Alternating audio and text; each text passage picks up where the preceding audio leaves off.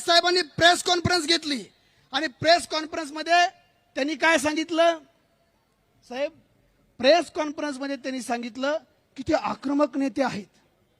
अरे आक्रमक नेता धरणं फडणवीस गच्चीने विचार 14ला आरक्षण देतो म्हणला होता, आता काय झालं?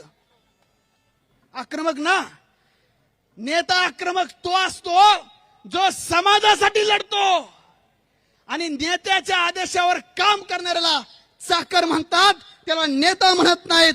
मी त्या विचाराचा पुण्यश्लोक अहिल्यादेवींच्या विचारांचा वारस आहे.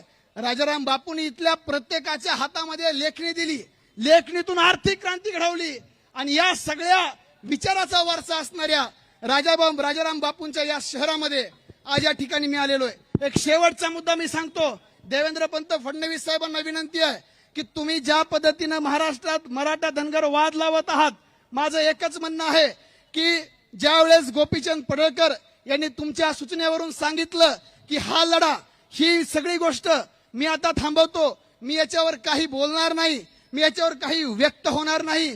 त्या गोपीचंद पडळकरच्या बद्दल तुम्ही जे सांगितलं की ते आक्रमक नेते आहेत, माझा तुम्हाला एकच प्रश्न आहे की गोपीचंद पडळकर म्हणाले की ज्यावेळेस देवाभाऊंच्या आईवर बोलत होते त्यावेळेस तुम्ही कुठे होतात? त्यावेळेस कुणी काय बोललं नाही. मी तर स्टेजवर आणि विचारपीठावर आणि समोर बसलेल्या प्रत्येकाला विचारतो, का हो जयंत पाटील साहेब कधी म्हणले होते का फडणवीसांच्या आईबद्दल चुकीचं उद्गार कधी काढलं होतं का? मीडिया हात वर करून सांगा बरं सगळ्याला इकडं.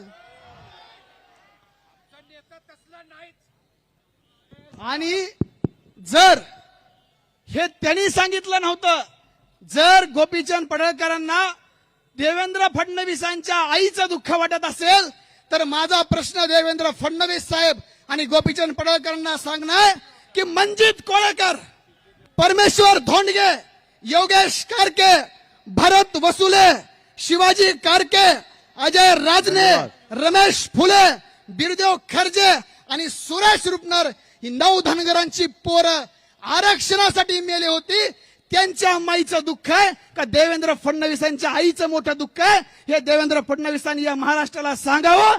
या ठिकाणी एवढं आव्हान आपल्याला करतो. आणि शेवट तुम्हाला सांगतो, सगळ्यांनी हात वर करून घोषणा द्या, छत्रपती शिवाजी महाराज की.